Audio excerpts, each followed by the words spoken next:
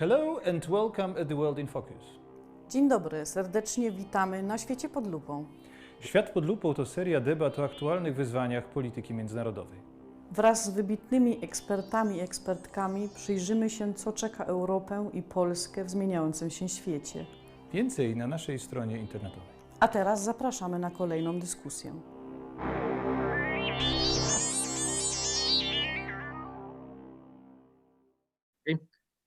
Now, we're going now. Good afternoon, ladies and gentlemen, dear friends.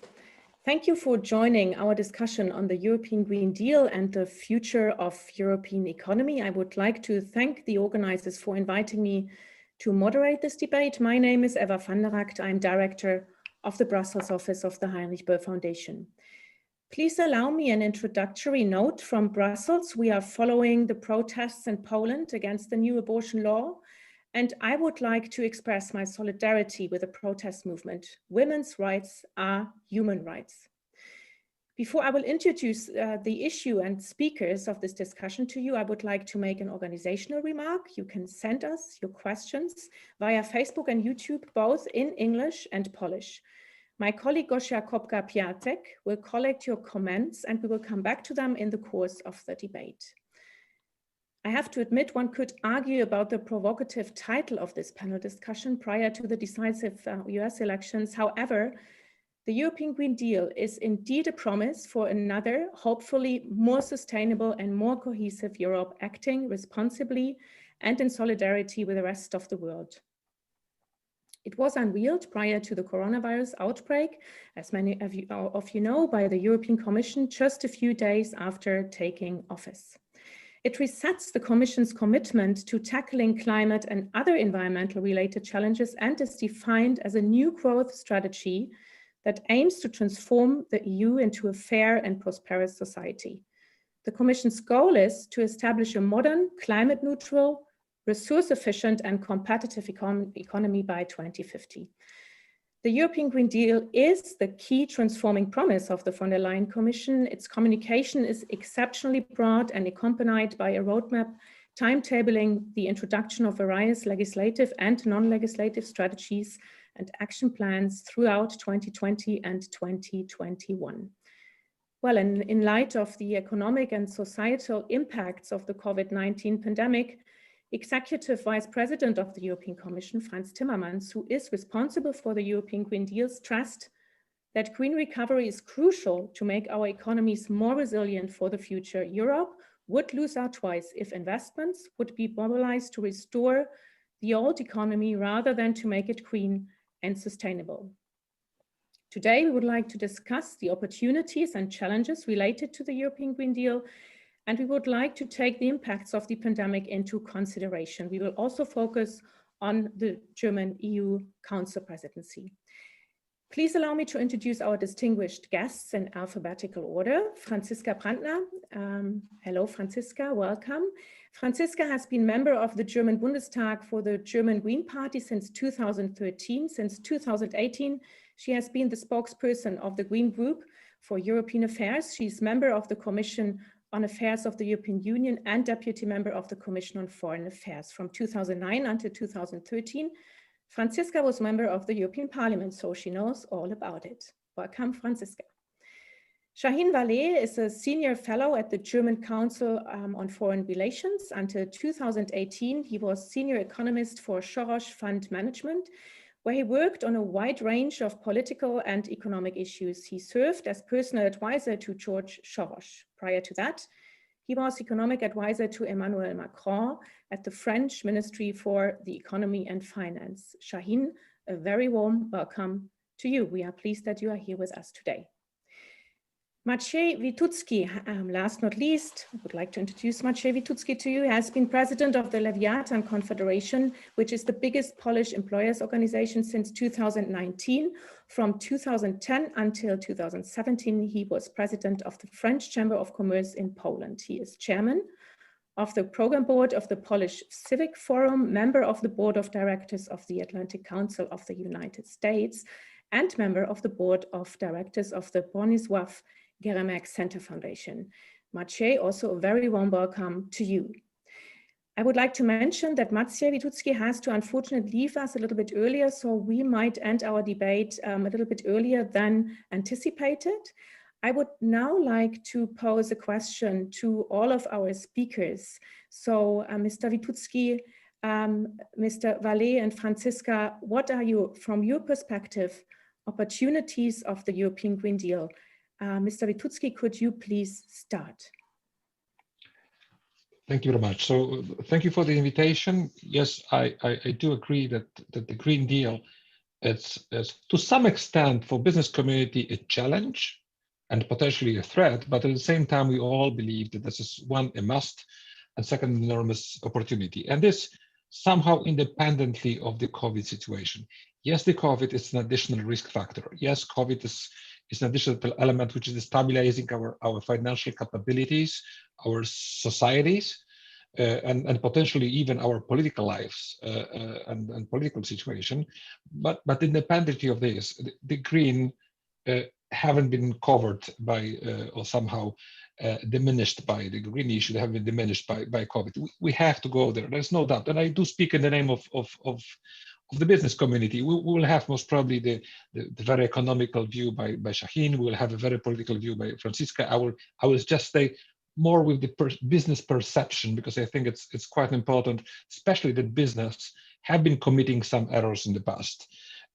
Part of the business is still doubting about the, but a smaller and smaller part, doubting about the feasibility of this green revolution. But in general, let's agree, this is a threat if we don't manage properly the milestones towards the full neutrality. I don't believe that anybody is first questioning the issue, the fact that the global warming is threatening the existence of our civilization, and nobody threatening, questioning the point that we have to go towards the carbon neutrality. Now, I would even say further, nobody's questioning that 2050 seems to be a feasible date. Now, questions are more about how do we get there? How do we go into the nuances depending on the situation of the given countries? And I will speak about Poland in a few seconds.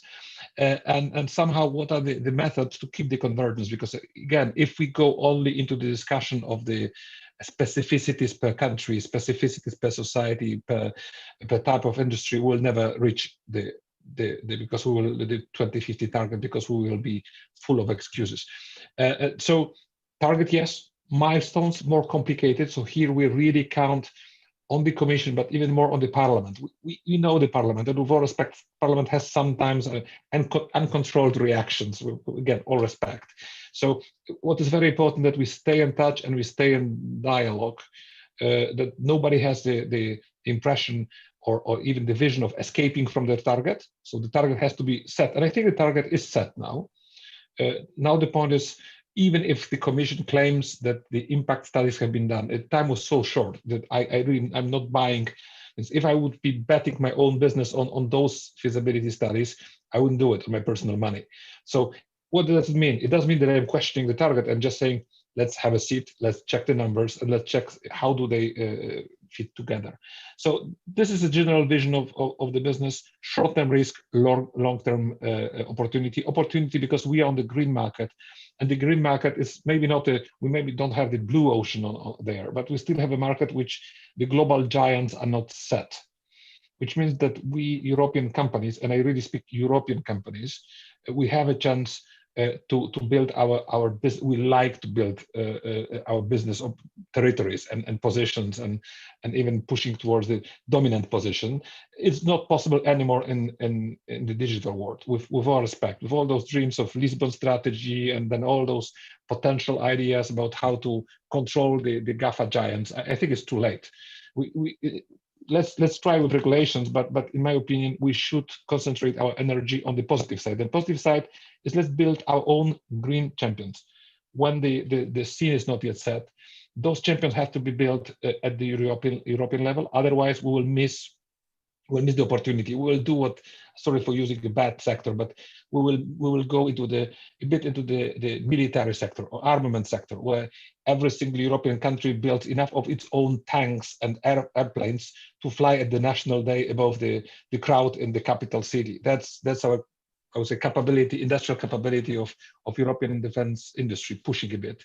We should avoid the same situation in the green area, and we really should collaborate, not only for the green business, by the way, even if we speak about bringing back to Europe those elements of production which have been sent to Asia. Countries are trying to do it at the national level. I don't believe that we can bring pharmaceutical industry or microconductors industry from China to even to Germany, and even less to Poland or to, I don't know, whatever other country. We should collaborate at the European level in this dimension. Green is exactly the same situation. So working together on building those champions is absolutely doable, but we have to discuss together on the means. And just to finish with this one, Poland is a specific country. Yes, we have a very large production of coal, but just to avoid the cliches about Poland, I think that the Polish government most probably is a government which makes the largest progress in the statements about the ecology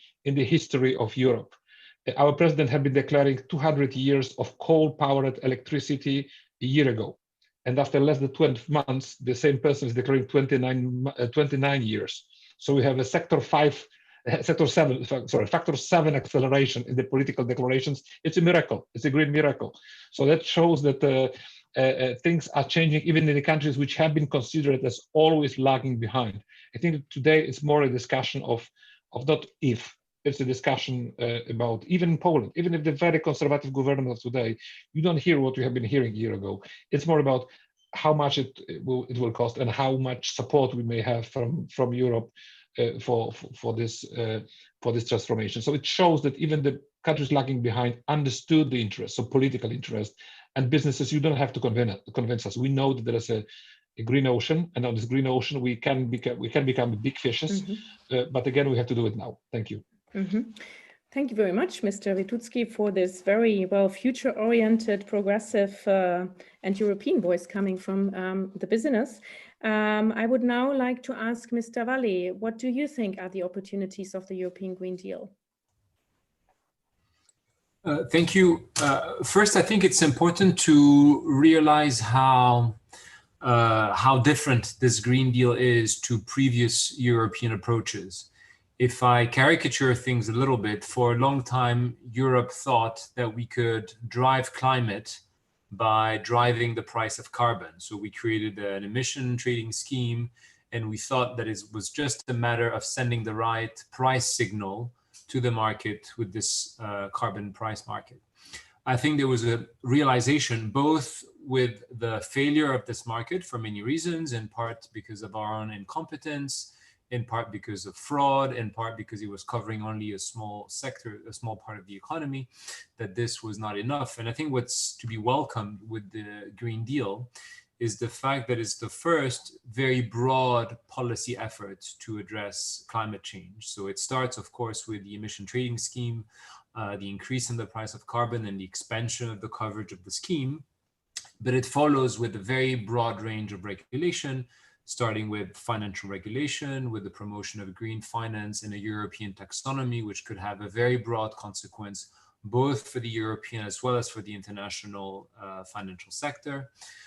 It then creeps into sectoral regulation, whether it is in aviation, in maritime transport, and energy production, and that, these regulatory changes will have very profound consequences on the European economy and production. It then goes into industrial production, and this is what was mentioned in passing by the previous speaker. We actually accept that industrial production has to be part of the green transformation of the European economy, something that just a few years ago was a bit of a taboo. There are two other important breakthroughs, I think, with this European Green Deal. One is the fact that we accept the notion that we all need to make efforts, and in order to all make efforts, some countries need to subsidize others. In other words, we accept the notion of transfers. the Just Transition Mechanism, which is an internal EU fund, which is basically subsidizing countries like Poland to achieve a faster energy transition, is something that also just a couple of years ago would have been hard to imagine. So these are very important changes.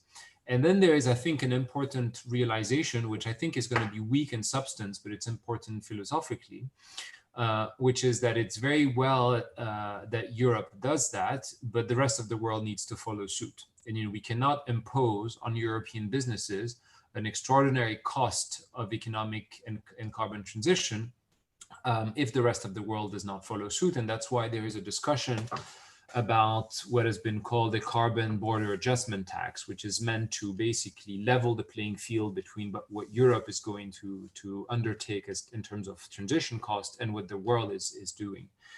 This is potentially, and that leads us to foreign policy issues, but this is potentially an explosive device. This carbon border adjustment tax, basically, if we want to impose the same carbon price to the rest of the world than the one we will effectively impose in Europe, could very well have consequences for our bilateral relations with the US or our relations with China. And the big question is, will we be able and bold enough to use the carbon border adjustment tax as much as it should be in order to level the playing field internationally? I have my doubts on this, both for political as well as for technical reasons. I think it's very difficult to actually implement an effective carbon border adjustment tax, but I think the idea of having this tool is an important one in the discussion. So everything that I've said was, basically the Green Deal we had pre-COVID, and the COVID crisis, I think, has moved things around quite a lot. What's unclear at this point is how much it has moved things around. The Recovery and Resilience Facility, which has been agreed in July by European leaders, is still being negotiated. I have to say that I'm a bit disappointed by the green dimension of this Recovery and Resilience Facility. Each national government will have to submit a recovery plan, but it's not clear to me yet, and maybe Franziska knows that better than I do, but it's not clear to me yet how much the Commission will insist on the green dimension of these recovery plans. And my hunch is that given the urgency, given the fact that we need to spend this money quickly, there will be little insistence on the green dimension of these recovery plans. The second aspect and matter of doubt for me is that this Recovery and Resilience Facility will be largely decentralized. It will, in fact, largely be undertaken by national governments with transfers from the European budget, which is probably good because it leaves a lot of room for maneuver in to each government. But it's probably bad in terms of consistency to create energy transition at the European level. For instance, there is no European instrument that could have been used for energy transition at the European level that has been developed as part of the Recovery and Resilience Facility. And I think that's a pity. Finally, and I think this is the central question in the next few years, we are still operating in Europe with fiscal rules that are constraining public investment quite considerably. And I think the big question over the next few years is not only what the EU and what the EU budget will be able to undertake, but also what national governments will be able to do. And here I think we have an important moment next year, and I would love to have Franziska's view on that, which is the German election. Will the German election be an opportunity to discuss fiscal rules in Germany? And will it be an opportunity to promote an idea that I know is dear to Franziska because she's written about it last year, I think, which is to try and impose a golden rule on top of the German debt brake that will force a minimum required level of public investment and hopefully minimum level required of green public investment. Or will this discussion disappear, and will we have a German election that does not discuss green policy or does not discuss the consequence of green policy on the debt brake? I think that's an important issue because my view is that we will not have a debate on European fiscal rules before Germany has a debate on its own fiscal rule. And that's why the upcoming German election is so important for the European Union as a whole. And I think that's it for me. Thank you very much, Shahin. Well, you raised already a lot of questions. We will come back to them during the discussion. Franziska, I would now like to also give you the floor to, well, talk about the opportunities of the European Green Deal. Actually, Shahin already talked a lot about also the challenges and problems he sees. So please feel also free to react to the points made by Shahin. So Franziska, the floor is yours. Yeah, thank you. In my opinion, the Green New Deal is a fantastic opportunity in terms of doing what we have as a necessity to do, and that's to implement the Paris Climate Agreement. And I think that it's also an opportunity to show as Europeans that you can combine well-being, climate protection, and democracy. And I do add democracy because I think it's going to be key to prove that you can have such an economic transformation in a democratic way, and that we can uphold the well-being of our citizens. And I think it's an opportunity to prove that, because if we do manage it, we can be at the front of the industrial necessary innovations of processes, of resources, etc. Much of what Mr.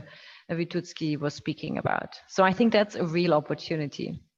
And my region is Baden-Württemberg. It's a very car production heavy region. And I always say that for certain, the car of the future is not going to be based on fossils. That's for sure not the future car. But I want the future car to be continued to be produced in my region. So I want us to go ahead more speedily, so that the only option, so that we're not left with the only option of Tesla in the end.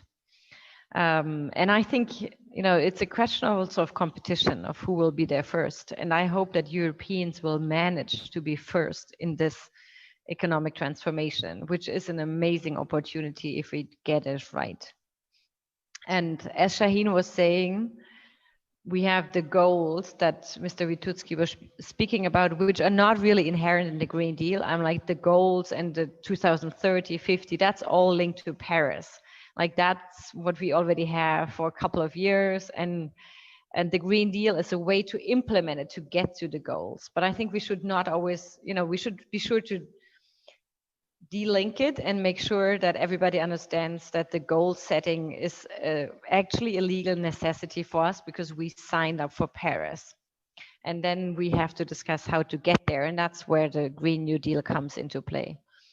And as Shahin said, the Green New Deal has some pricing elements over the emission trading scheme. It has a lot of regulatory proposals lining up. And then it has an investment dimension. And Madame von der Leyen started by saying she wants to spend, I don't know, how many billions did she want to spend for the moon shooting? And we all know that there won't be an extra moon shooting funding for the Green Deal. So we have to make sure that the funding we have now in the Corona crisis is well used for the economic transformation.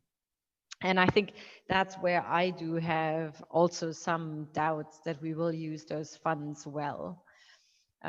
Most of it, over 95%, will go to member states, and it's up in their decision.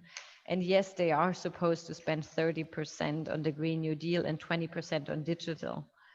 But how strict will the Commission be in checking the plans?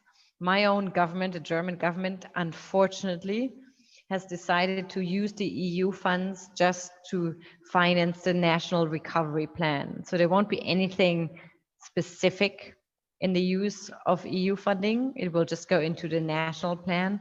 And yes, there are some green elements, but I'm almost certain, when you count it down, you don't even in Germany get to the level of 20% digital and 37 for the Green New Deal. And we don't even make it explicit what will be funded by it.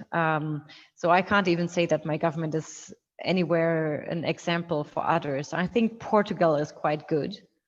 And I think we should all look much closer at Portugal. They have already, discussed in public their recovery plan. They're quite ambitious on the Green New Deal. So I think we have to get more awareness of how some leading member states are going to implement it. And that's also an opportunity for some smaller countries like Portugal, I think, to become more role models, and not the big countries like Germany. And that we could learn rather from some of the smaller countries. And I think that was a shame that the negotiations in July among heads of states led to some significant cuts in the Just Transition Fund, because I really think it's a question of solidarity to help all regions in Europe to get out of fossils. And that we need to help, for example, some Polish region, Czech regions to make that transition. And I wish we could do it as trans-border regions. I think it's a shame that Saxonia, our regions that are getting out of coal, they're the border regions to Silesia, and it's in Poland. De facto, geographically, there are many links. And in a way, it could have been an opportunity to make it one coal exit and one revival of the entire region. By having, for example, the trains in this region are not yet electrified. It's terrible how long it takes you, for example, from Berlin to get to Wrocław. It's ridiculous for the kilometers it is. We could all speed up this process and make it more revival of this region. But this is unfortunately going to national level, and so far it's not be used, but it could be an opportunity, I think, the Green New Deal, of reviving some of these regions in a trans-border way. For me, that's still an opportunity. It's not completely out of the window, but no, it's an opportunity. Will it be used? I don't know, but I think it would be a great opportunity to also help the cooperation across borders. Mm-hmm. Thank you very much, Franziska. Now, you both mentioned, Shahin and Franziska, the Just Transition Mechanism, this, including the Just Transition Fund. I forgot one thought, which I thought was interesting now with Corona, that part of the Green New Deal has been relabeled as under the heading of resilience, of making our economies more resilient. The entire aspect of circular economy, of using, for example, rare earths better, is no longer under the Green Deal, but under resilience. And it's true, it always served both goals, to be less dependent on imports for very specific materials that we all need. And of course, it has also an environmental and climate dimension. And I really don't care if it's under resilience or under climate protection. It helps us Europeans in any case. But I thought it was quite interesting to see how that entire part, the circular economy, has been moved from Green Deal to resilience. Mm-hmm. Thank you very much. So I would like to ask Mr. Witucki, Shahin and Franziska mentioned the Just Transition Mechanism, especially the Just Transition Fund, aiming to ensure that the transition towards a climate neutral economy happens in a fair way. The Commission says we would like to reach that we leave no one behind. Mr. Witucki, from your perspective, you mentioned that, of course, Poland has to cut its dependence on coal. There is also a lot going on, I understood from your first intervention. But I would like to ask you, is the Just Transition Fund the right instrument to leave no one behind? What do you think about the fund? Sorry, Mr. Witucki, you have to unmute yourself. Yes. Okay. Thank you. I think that as long as this is somehow supervised by Brussels, again, Franziska spoke about it, is with all respect to my government and to any national government, I think this mechanism of control, if we somehow delete it, then it will not happen. The change will not happen. Well, at least it will be less effective, because the governments are under a permanent, today, pandemic pressure, tomorrow social and economical pressure in the post-pandemic world. So if we don't mark this money, and that's what we like very much in Poland, is a marked money. It's the euro with the green stamp on it. Because then it allows you that it will not be used for the short-term political purposes. And it's not proper to my country. It's just the fact of life. So I really believe that the two elements are important. One, that this fund exists, and I really like it. And somehow it's a let's state it. It's a kind of victory of our current government that they have been capable, by not necessarily very diplomatic statements, but they have been capable to push this philosophy of adjustment in Brussels. It's a reality. We have a different situation, and effectively in the coal regions of Germany and coal regions of Poland or Czech Republic than the situation in Netherlands or even Portugal. So I think that this was a just movement of and a good movement, because it then creates also a social support. If the president of my country changed factor 7 his statements about the length of the coal industry in Poland, is also because the public support is different, because the public heard about this adjustment fund, because Mr. Buzek have been coming to Silesia and saying, listen, we are fighting for a specific money marked green and marked Silesia. So sadly, it is changing the perception, the people's perception about this change. So this is not a kind of intellectual theory created by the members of parliament in Strasbourg and Brussels having nothing else to do. It's a very concrete action directed towards my very concrete region with the very concrete money, and it's buying the support for community for Europe, which we miss so much, because it's again the credibility of and we can have plenty of specific panels about how the national politics are killing the idea of Brussels and then complaining that Brussels doesn't work. But this example of this adjustment funds, I think it's a very good example of Europe caring about citizens, and very specifically in the regions which are not necessarily the most progressive ones. If you go to the coal regions, so very good idea. I still hope that it will be controlled enough by the Commission, just to avoid the short-term political usage in any country. I'm not quoting specifically my country. In my country, we see that it's also pushed. We are lucky because it's also pushed by the generational shift. Today, we have thousands and thousands of young people on the streets of Warsaw and big Polish cities. The same people would go into the same streets if suddenly the government says, no, we decided finally we'll keep the 2 centuries of coal because it's cheaper and we like to employ some thousands of people underground just in case.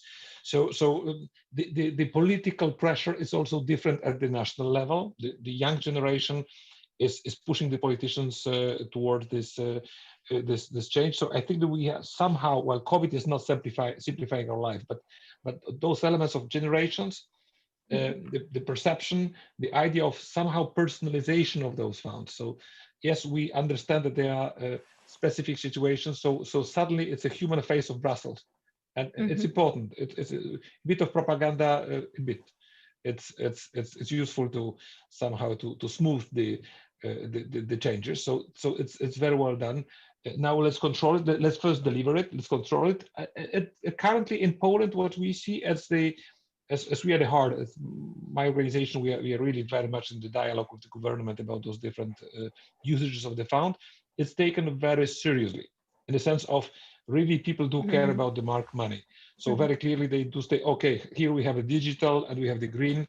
There is no other way that we find rapidly budget doable, feasible, and somehow sound projects to fulfill the restrictions or the regulations from Brussels. So I hope, Franziska, that it will not be softened, because if it is, obviously it will open the gate to web pages servicing kind of crazy ideas. But a lot of, well, Poland has been quite good on spending rationally European money, but we still have examples of different digital services for unexisting markets. So let's hope that this will not happen with and this happens always when the criteria are not clear enough. So let's hope that the criteria will remain and they will be green and digital, knowing that digital at the same time is somehow indirectly green as well. So it goes towards the same direction. And the regional approach, obviously, if it could be done, it has this additional advantage of being, again, human. I think that you're right. Those regional ideas have been very present in the early days of Poland in the EU. Today is very much, the discussion got very much more nationalized, if I may say so. And it's a pity. So this Just Transition Fund, if we can use it with Saxonia, great idea. And spirit trains between Berlin and Breslau. Very happy about it. Mm-hmm. Thank you very much. Well, Shahin already mentioned the EU budget, the multi-annual financial framework, and the recovery instrument called Next Generation EU. And we all know that, well, there are actually negotiations going on in and between the European institutions.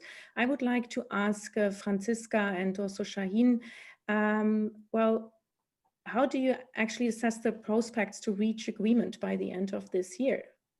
Franziska, would you like to go first?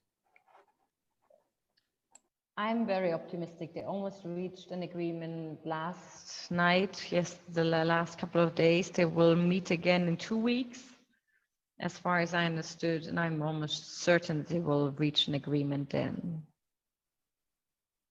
That's my hope, or like that's my assessment. Mm-hmm. I hope they will find a good agreement on the rule of law. I'm like, you know, we're not talking about this, but it's of course linked to this question. And I hope that the European Parliament will stay strong. Thank you very much. Shahin, what is your assessment?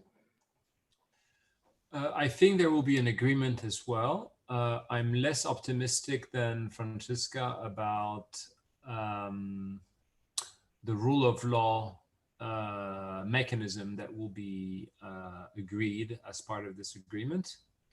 My impression is that we will have a rule of law mechanism only in principle, but that it will not be very effective. And I think that is the price to pay to have an agreement. I'm also concerned about other aspects of the deal. One is that, as you've seen, several countries, Italy, Spain, I believe Portugal as well, have said that they are not going to use the borrowing part of the Recovery and Resilience Facility, which means that we keep going around talking about a 750 billion facility, when in reality it is likely to be only 390 if the 360 billion from the borrowing is not used.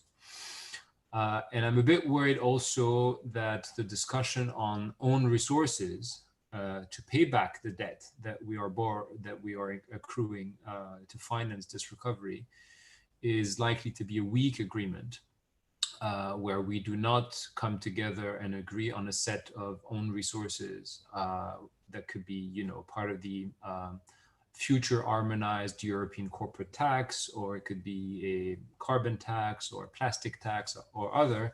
I have the impression that member states are not prepared to commit to a real set of European own resources. And I think that's an important setback, because as you remember, over the summer, everybody was referring to this moment as being potentially a Hamiltonian moment. So, you know, a step towards fiscal federalism in Europe.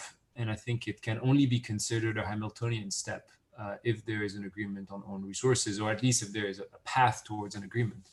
And I'm concerned that we're not taking that path. Mm-hmm.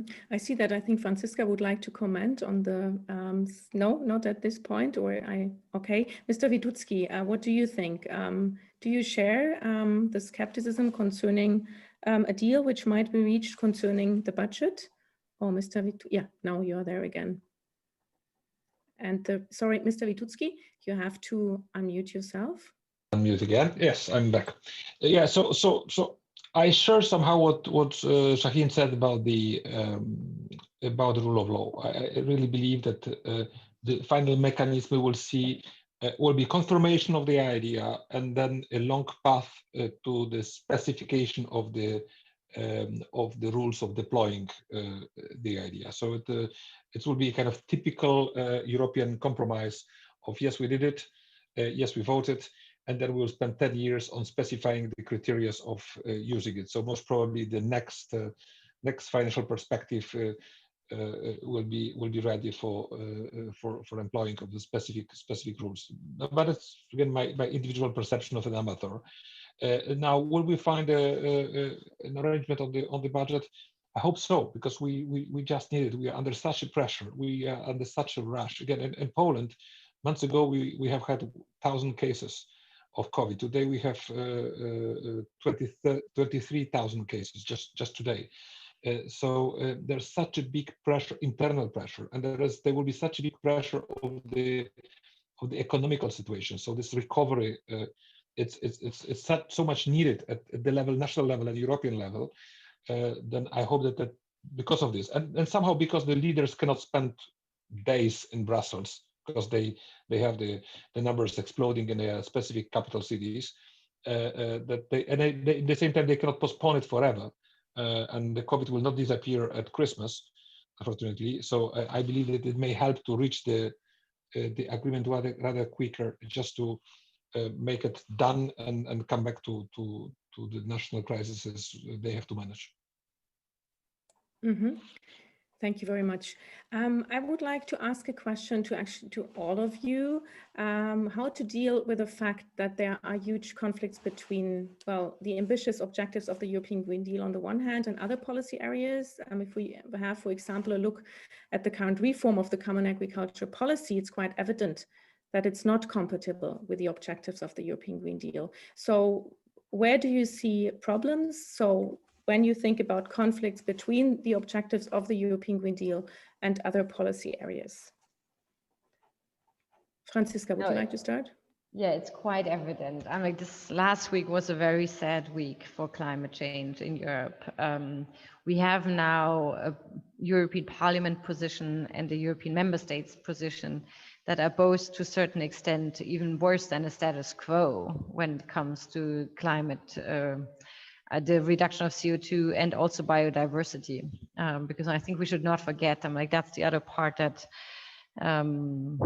the agricultural reform was supposed to achieve is the protection of biodiversity. It's climate and biodiversity. And they have really failed on both sides. So that's a very evident one. And it's locking in agriculture policy for 7 years. It's a long time. And it's years that we're not allowed to waste. And what I was really worried about is that, for example, the European Parliament even said that member states are not allowed to spend less than 60% on per hectare. So to even not allow member states to make it better, I hope that this will still get out. I'm like, it's absurd. It really locks in a bad policy for 7 years to come, and doesn't even allow some to go ahead with a more progressive policy. Yeah, so that's the one side which is really worrying. Then we have another one which I think the EU should advance much faster. It's the sector of the buildings. It's one of the largest emitters in most of our member states. And there was the announcement of a renovation wave, also using the EU funding for it. But of course, because it's all national priorities, I'm not sure it will be a priority. For example, my German government on its national recovery plan, it's a very, very low priority. There are only 2 billion to be spent on the renovation, which is almost, it's compared to what is needed, it's very little. So there as well, I think there were opportunities where we could have set standards, used the funding across Europe. Also, by the way, which is something that citizens feel very immediately if their homes are going to be renovated.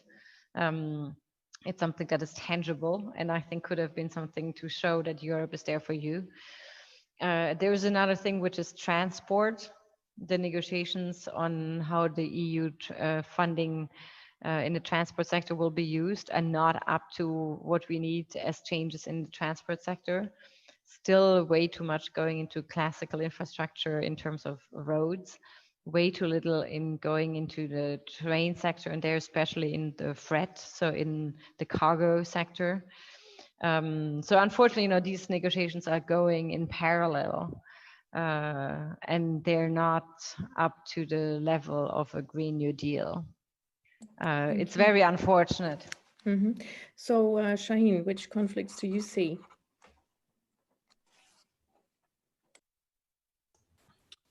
I see quite a few, and I agree with some of the conflict that were mentioned by Franziska.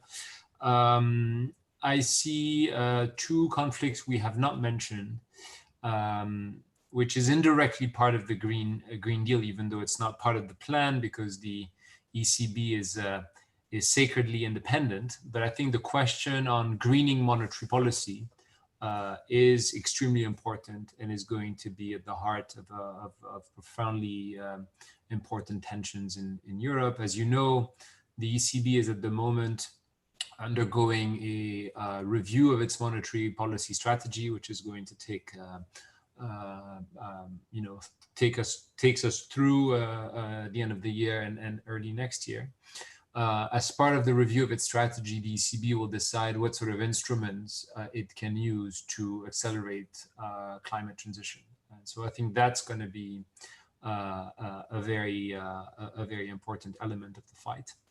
The second element of the fight is what I've mentioned earlier, and even though I've tried to get Franziska to answer, she has not, is the fight about national fiscal policy and whether we manage to impose golden rules and in particular green golden rules in the future set of European fiscal rules. I think that's a very important fight as well. And as you know, there's also by the European Commission an ongoing effort to discuss and reform the European fiscal rules, but this has not come to the table yet. So I think that's the next fight. So these two things to me, on top of what Franziska has said so far, are the very important fights for the next few years. And I will give immediately Franziska the chance to react on the question concerning national fiscal policies. So the answer will come. If I understood Shahin correctly, it's about the reform of the European fiscal rules, because evidently the current fiscal rules have not been able to achieve the goals set. There's the report by the European Fiscal Board that showed that the rules have led to pro-cyclical spending, that they're in their quality, they're bad, and sort of any goals that member states and the European Parliament have ever tried to achieve with these rules, the result is the opposite. So, if a rule doesn't achieve what you wanted to achieve, you're supposed to change it. Okay, so that's the first thing. And secondly, the 60% target will not be likely to be achieved by any member state anytime soon, because we have been all borrowing very deeply during the Corona crisis. And I would like to say that even a country like Austria, which has been presenting itself as a frugal one, has not once achieved to reduce its debt to under 60%, even before the Corona crisis. So we all know basically even the very fundamentals are not sustainable or not attainable, and the rules built on this neither. So the question is, will we get a reform? The 60% certainly, I think it's very unlikely, because you need to have unanimity on it. It's in the treaties, it's in the EU treaties, it's in Protocol 12. So I think it's very unlikely that we change the 3% and the 60% goal. So then it comes back to how do we reform the 6-pack, 2-pack, the fiscal rules. And I think, it will be interesting to see what the Commission comes up with as a proposal. And I think they will have to look at what Corona impacted it. There are many proposals on the table on how to do it. Bruegel, many. There's also the proposal of the European Fiscal Board, which I personally find is one of the best, because it's really simplifying and has a focus on the quality of spending, which I think many of the other proposals are lacking. But that's not yet a party position. We have an internal process because, of course, because of Corona, we are all reviewing of what's going to be a best way out. But certainly we will need to review the 6-pack, 2-pack. My preference currently is the European Fiscal Board's proposal. They made it also last week, which I thought was 2 weeks ago, when they said we should reform the rules before we go back to them, because so far no single member state is still, they all put it on hold because of Corona. And in Germany, we already have the debate on when do we go back to the old rules. And I think it was smart of the European Fiscal Board to say, why do we ever want to go back to the old rules? Why do we not use the momentum to define new rules? But that's not yet at all the German debate. The German debate is already about, do we move back to the old rules 21 or 22? And I think with the current second wave, 21 is sort of out of the window, but there are still many who want to go back to them by 2022. which I think would be crazy. Mhm. Yeah, but we're not yet there to discuss the new rules.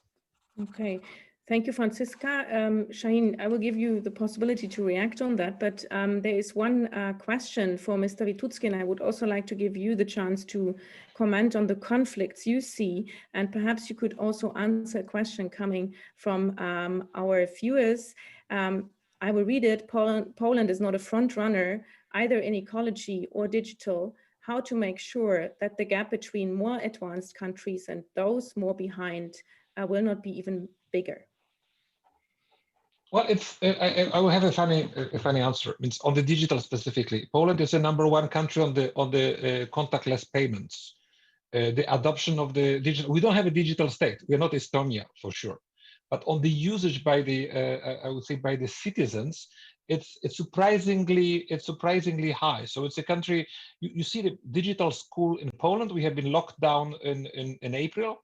Means kids went to the digital school, including the small villages, within days. And I would say, when compared with other European system I know, it was surprisingly okay. We did it Polish way, so it wasn't centralized. It was kind of decentralized. Every single school with parents and with the kids, they arrange themselves. They haven't been centralized tools, but it did work. So it's a country. It's a strange country on the ecology. Yes, we are not this much advanced. I agree, and we have plenty of coal. 70+% of our energy it comes from coal. But it was surprising for me when Franziska spoke about green. You ask at least documents of the Polish government about about the recovery plan after COVID. It's all about green and digital. So it's more European than Madame von der Leyen. It's definitely, and I don't believe it's a fake. It's just again, there's an understanding of the.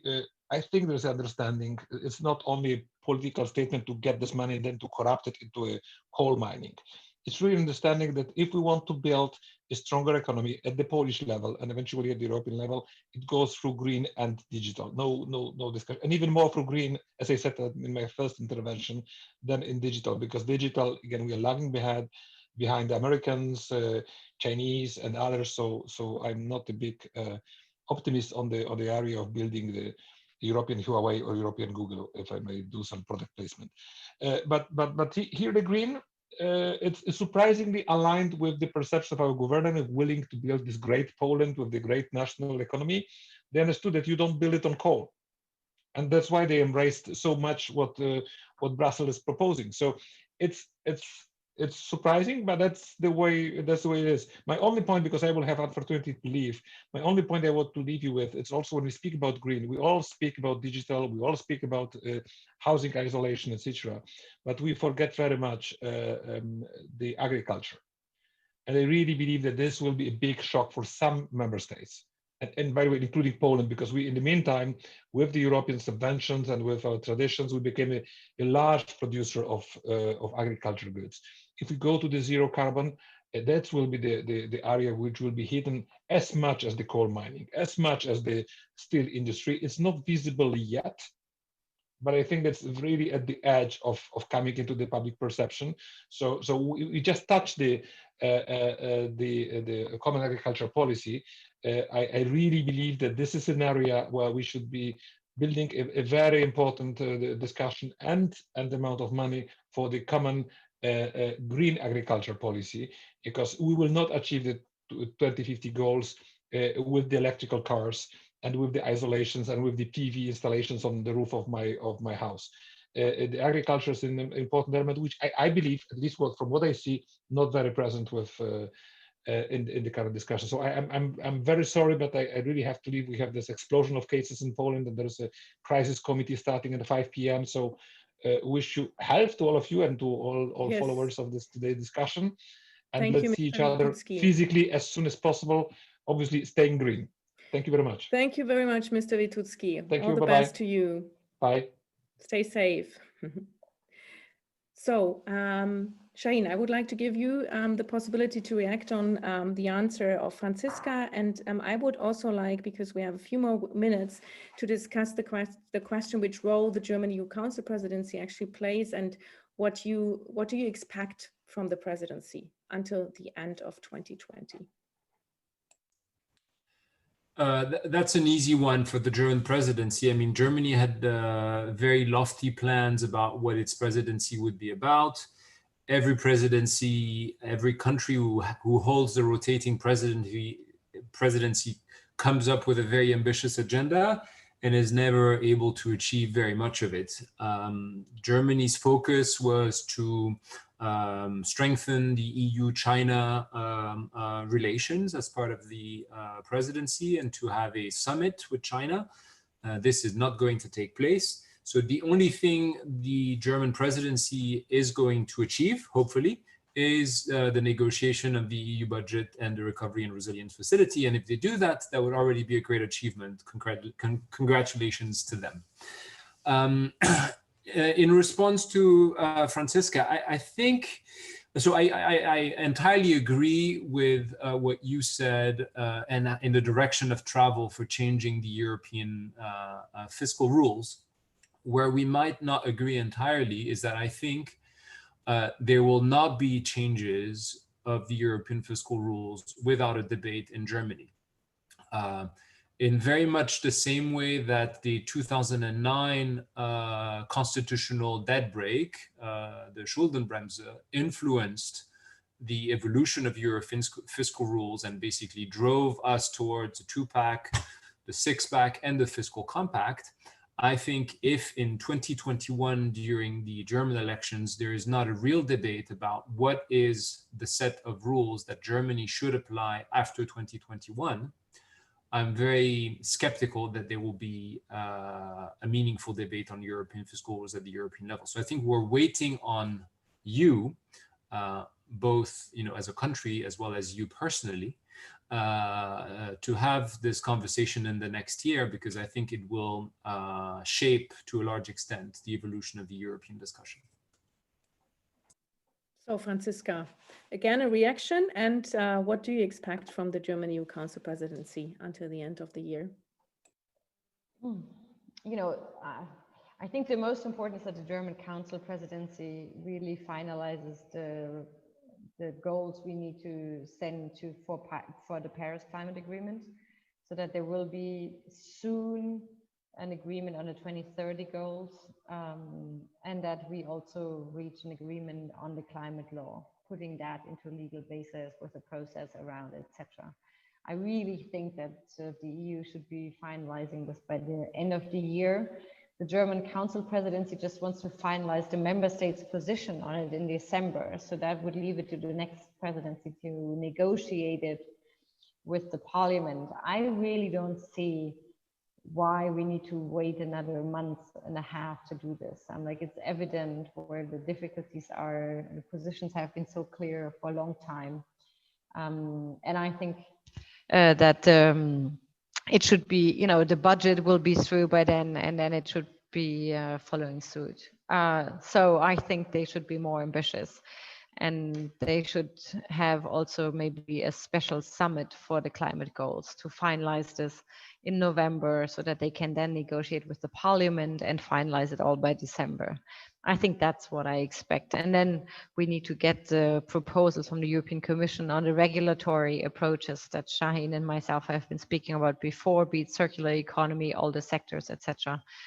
And on agriculture, by the way, I still wanted to give. It's a pity that that he's gone now, but I wanted to say that we have these very delicate debates also between, of course, the farmers on one side, the environmental, the biodiversity community on the other side, and in my home state, Baden-Württemberg, it was almost on the edge of escalating. And I think that our state government did a very good job of bringing them at the table together and defining joint rules. Also the state side, what we're funding now to support the transition. And it's so well that in the end, everybody said, it's better than what we thought we could actually achieve for biodiversity and climate change. And we did it together with the farmers. And I think that's the approach we need to do. It's not in farmers against the others, but we have to transform the way we produce our food, the way people work in the food industry sector, and how much we also were willing to spend for it. And I think that's a transformation we can only go together. So I think, you know, there are good examples for it. I'm quite proud of what my state government did in the sector. And on Shahin's question, you know, I think so far it's too early to see. I'm like, you know, this week we just now decided that we're going to spend another 10, 20 billion. If there's going to be a third wave, who knows? I hope not. Another. So, you know, I think we will have to go along and then see where we're going to stand in the spring. Mm-hmm. Thank you very much. There is another question coming from our audience, a question concerning alliances. So which alliances do we need to make the European Green Deal amidst the COVID-19 pandemic a success story? Who would like to go first? Franziska. I already started by saying you have to do it together with the farmers. So I really think, you know, there are many, many companies and business out there who are much more advanced than their business associations. So I think, you know, often they are much better partners and that we have to go together with them in the transformation. We can't do it against them. We have to do it together with them. And they are oftentimes, my personal experience as well, much more aware of the need of transformation, much more innovative than many sitting in their business associations in Brussels and trying to block stuff. So I think, you know, sometimes that's a better basis to start from. And then I think the unions are important partners to have them on board, to make sure that you have people working in these companies are part of the process and do share in and don't see it as a threat.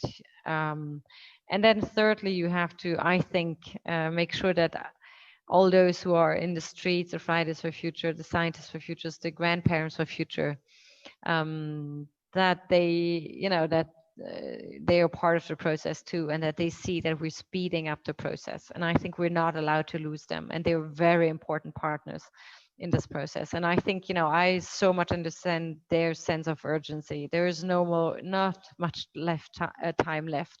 And we see during the Corona crisis how fast we can act, how fast we can change. So we can no longer explain to the younger generation that unfortunately it's not possible to change quickly. I'm like, you know, we have proven that we can change quickly. And I think that, you know, we will need partnerships in pressure and partnerships in the transformation. Thank you very much, Franziska. Shahin, which alliances do we need? No, I think we're not too far from, I mean, I would broaden a bit the conversation to what's happening outside of Europe, because, you know, I think we could be as, you know, as successful as we want in Europe. If the rest of the world is not doing its part, it will not be a successful climate transition. So I would stress 3 areas where I think change is necessary. One is China, and where we've had a very important commitment made recently by the Chinese leadership to carbon neutrality in 2060. I think this is a very meaningful shift from their previous position. They have not come up with a very ambitious intermediate target yet. So, you know, they are still telling us that their emissions will peak in 2030 rather than decline between here and 2030. So that's a point of concern. But on the whole, I find the Chinese turnaround extremely important. The second area that I find extremely important and that is often neglected in the discussion, in the international discussion, is India. India is moving along with a very bold coal-generated power push, and that's extremely concerning. So I think, you know, every international effort should be made to convince India to move away from that. And, you know, very much like pushing Poland away from coal required the just transition mechanism, I think pushing India away from coal will require international transfer and support. And the last point you know, the last question mark for the international green transition is what will happen to the US. We've had with Trump very unequivocal anti-Paris Agreement policy, Biden has campaigned on a very clear Green Deal. The impression I have, however, from this Green Deal is that it is less broad in its in the instrument it mobilizes than the European one. So I think what the Americans have in mind is essentially revolving around setting probably a federal price for carbon, rather than the state systems that they have at the moment, and a very ambitious fiscal push with green infrastructure. This is very good, but that I think misses very important elements on regulatory changes, which I think is the strength of the European plan compared to a possible American plan. So I think we should, fight for the best possible green policies in Europe, but not forget that climate is a global problem, and that there is a very acute need not only to be the best student in the class, but also to make sure that the last student in the class does a better job too. Franziska, would you like to comment on that? I mean, which offers has Europe to make? I think it's a very important point. So Franziska, please go ahead. Yeah, I think for us, it's a partnership as well with Africa. When we talk about energy, I think we have much to gain if we work together. In terms of solar energy, green hydrogen, etc. So I think there are many ways of promoting access to clean energy and investing in this partnership as well. So I think yes, there is much to win, and we have to make sure that we are providing technology and resources in that cooperation. So I think, yes, that would be a big asset in that transformation. And I agree that we're talking about China, India, that's where the border adjustment mechanism, Shahin, comes back in. After all, we cannot influence much their policies. We can be ambitious ourselves and set a standard so that they cannot afford to say, look, the Europeans are not ambitious, so we don't have to be ambitious neither. So the first thing we can do is to be ambitious ourselves. And the second one is to set in systems so that we don't have carbon leakage, in the sense that we produce or do not produce steel any longer, but we import then dirty steel. That would be the most suboptimal outcome. But as Shahin said, it's not so easy actually to do it, but I think it will be key for this. And the same would then, of course, apply to the US if the US doesn't elect Biden, which I still very much hope, but it's still a bit less than a week to go. So who knows what's still going to happen. But of course, if we do a border adjustment, it's not just via China and India, but also via the US. Okay, thank you very much. Yeah, Shahin, Franziska, thank you very much for all your answers. This was a great discussion. I learned a lot. I think it's very clear that we have a lot of challenges ahead of us. And yeah, I think, Shahin, it's very important. It's great that you raised this issue to not only focus on the European Union, but also to have a look at the broader picture.